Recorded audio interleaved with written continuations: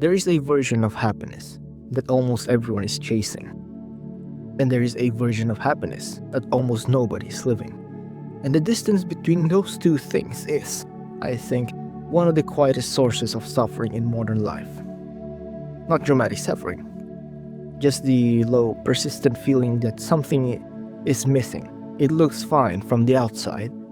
It is not quite the life you were supposed to be living. That you are somehow adjacent to something you have not quite found yet. Aristotle had a word for what you are actually looking for. Eudaimonia. And the reason it has survived 2,000 years and still feels relevant, still feels like it is pointing at something true, is because it's not describing a feeling. It is describing a way of being. And those are very different things. When we say happiness in the modern sense, we almost always mean a feeling, a positive emotional state, something that arrives when good things happen and leaves when they don't, and that version of happiness is real. There's nothing wrong with feeling good, with enjoying your life, with wanting more moments of warmth and ease and pleasure in your days. But Aristotle looked at that version of happiness and said gently but clearly that it is not enough, that it is not the thing worth organizing your life around, because it is too dependent on circumstances, too fragile, too subject to change. A happiness that requires the world to cooperate is a happiness that will keep disappointing you. Eudaimonia is different. The word itself is kind of difficult to translate. Happiness is the closest English it gets, but flourishing is more accurate. Thriving, living well. Or maybe the best way to put it is simply this: being fully what you are capable of being, not feeling a certain way or being a certain way actively, consistently over the course of a life. I still believe that every living thing has a nature, a specific kind of excellence it is capable of. A knife that is excellent is sharp. It does what a knife is for, completely and well. A tree that is excellent is strong, deep-rooted, bearing fruit. And a human that is excellent, that is flourishing, that is living in a eudaimonia, is one who is fully exercising the capacities that make humans being distinctly human. This capacity for reason, for deliberate choice, for reflection, for a relationship, growth, and virtue. And he believed that eudaimonia is not a state you arrive at. It is an activity, something you do continuously over the course of your entire life. The ancient Greek word used was energeia, which means something like in action, being fully actualized, being the thing you are in the fullest possible way. Not having flourished, flourishing. This is the most important thing about this whole framework, and I think it is the thing most people miss when they first encounter it. Eudaimonia is not a destination. There is no moment where you complete the project of living well and get to stop. There is only the ongoing and never finished daily practice of being human as you are capable of being today. And that practice looks different at every stage of life. It changes shape in every stage of life. What it means to flourish at 20 is not what it means at 40 or 60 or 80, but the direction is consistent. Always toward full expression, always toward becoming more completely what you are. Now, virtue, because virtue is central to everything. Aristotle is saying, and it is worth spending time with what he actually means by it. In modern usage, virtue tends to sound moral and a little earnest, like following rules, like being a good person in a quite unremarkable way. But that is not what Aristotle means at all. The Greek word he uses is arete, and arete means excellence. It means being excellent at what you are. And virtue in his framework is not something you have or don't have. It is something you develop through practice, through repetition, choosing again and again to act in the way that your best self would act, until the acting becomes so natural it becomes character. He uses the word hexis, a stable disposition, a settled way of being. And this is what virtue is for him. Not an occasional good action, but an unstable orientation. The courageous person is not something who occasionally manages to act brave despite fear. They are someone for whom courage has become the natural response to difficulty.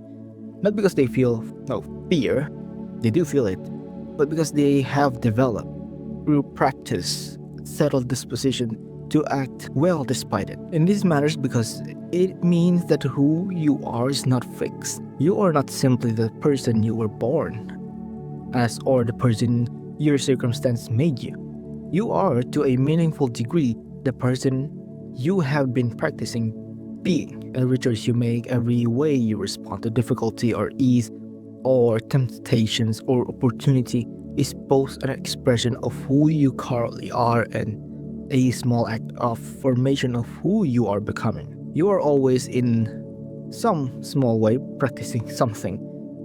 The question is just whether you are practicing intentionally or by default. Aristotle identifies several virtues he considered central to the good life.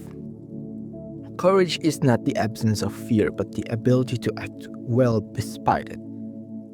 Finding the right response between cowardice and recklessness. Temperance, a balanced relationship with pleasure, neither denying yourself nor being controlled by desire. Justice, dealing fairly with others, contributing honestly to the communities that you are part of. And what he called phronesis, a practical wisdom, which perhaps the most interesting of all. Practical wisdom is not knowledge in the abstract sense. It is the capacity to perceive situations accurately and respond to them well. To understand what a moment calls for and to have the judgment to meet it. It is wisdom applied to real life in real time. And Aristotle considered it the master virtue, the one that makes all the others work properly, that allows you to express courage and temperance and justice in the right way, at the right time, towards the right people. And then there's friendship, which Aristotle spends more time on than any topic in his ethics, and which might seem surprising. Why is friendship a philosophical topic? Why does it belong into a discussion of the good life? But Aristotle was very serious about this. He believed that the human beings are social by nature in deep sense, not just the way we prefer company, but that full human flourishing is not possible in isolation. That we are in our very nature creatures who need genuine connection with others to be fully what we are. He distinguished between three kinds of friendship. Friendship of utility, where you are useful to each other, where the relationship exists because of what each person provides. Next is friendship of pleasure, where you simply enjoy each other's company, where the feeling is warm and comfortable. And what he called friendship of virtue is where you genuinely care about each other's flourishing, where you want good things for the other person for their own sake, and the connection is grounded in a mutual recognition of each person's character and a shared commitment to living well. And he believed that only this third kind, the deep character-based friendship, is truly constitutive of the good life. Not just nice to have, but actually necessary component of eudaimonia, not a supplement to it.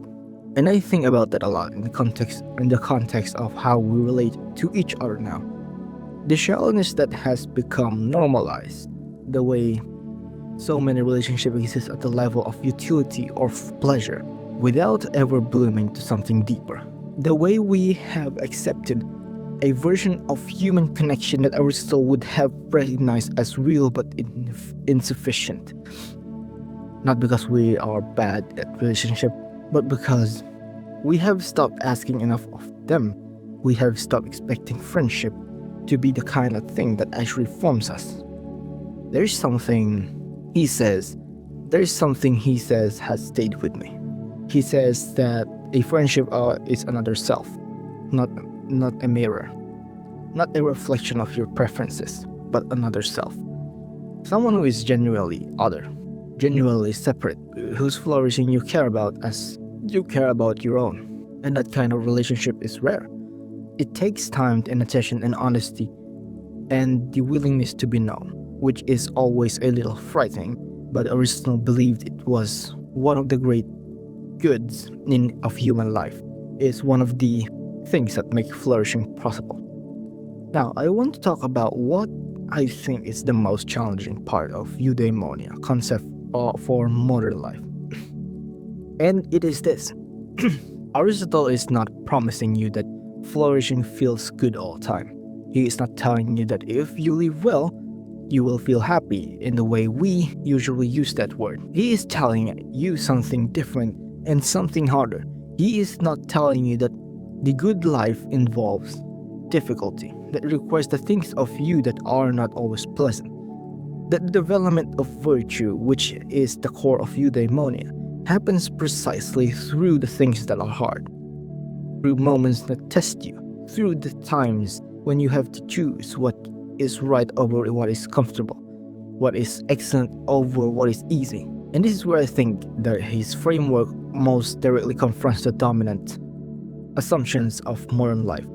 We have organized almost everything around the maximization of pleasant feeling and the minimization of discomfort. And what Aristotle is quietly suggesting is that this is exactly backwards. That life organized primarily around feeling good is a life that is, in a specific and important sense, underperforming what it could be. Because the development of the capacities that makes human life excellent, courage, wisdom, genuine connection, the exercise of reason in everything you do, those things require effort and resistance and the willingness to engage with difficulty rather than optimize it away. None of which means you should seek out suffering. He is not a masochist. He is not telling you to make your life harder than it needs to be. He is saying that when difficulty arrives, and it always arrives, the question is how quickly you can make it stop. The question is who you are becoming in relationship to it, whether you are meeting it with the virtues you have been developing or simply surviving it until it passes. The suffering itself is not the point, but the person you become by meeting it well. That is very much the point. There is a concept in his work called the golden mean, that the idea that virtue lives in the middle between two extremes. Courage is the mean between cowardice and recklessness. Generosity is the mean between stinginess and profligacy. And this applies not just to individual virtues but to the whole project of living well. Eudaimonia is not found at the extremes, not in total asceticism or total indulgence, not in completely solitude or complete immersion in others. It is found in the balance, in the life that is fully engaged with the world but not controlled by it. That feels deeply without being ruled by feeling. That pursues excellence without turning excellence into an anxious performance. And the mean is different for every person. Which is why Phronesis, practical wisdom, matters so much, because there is no formula, no set of rules that tells you exactly how to live well. There is only the ongoing practice of perceiving your actual situation clearly and responding to it with the judgment you have developed over time, which means eudaimonia is always personal, always specific, always yours. The question of what it means for you to flourish cannot be answered by anyone but you. It can be illuminated by philosophy, but the examples of others, by reflection and conversations and the honest examinations of your life. But the answer is always individual, which always being discovered in the living of it. I want to end with something Aristotle says that I find quietly devastating in the best possible way. He says, he says that we are what we repeatedly do. Excellence, then, is not an act but a habit. And I think about the sentence a lot. Not in the motivational poster sense where it becomes another piece of pressure to be better, but in a deeper sense that who you are is not something given, not something fixed, not something that simply is. It is something you are continuously making through every choice, every response, every way you meet what your life asks of you today. You are always practicing something. The question is just whether the thing you are practicing is the thing you actually want to become. Eudaimonia is not happiness in the sense of feeling good. It is something larger and quieter and more lasting than that.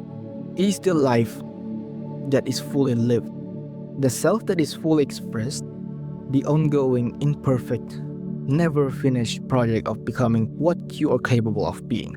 And I think somewhere underneath all the noise and all the optimization and all the pursuit of pleasant feeling, that is actually what most people want. Not just to feel good, to have done something with the time they had, to have become, by the end of it, someone they recognize as having actually lived. That is what Aristotle was pointing at.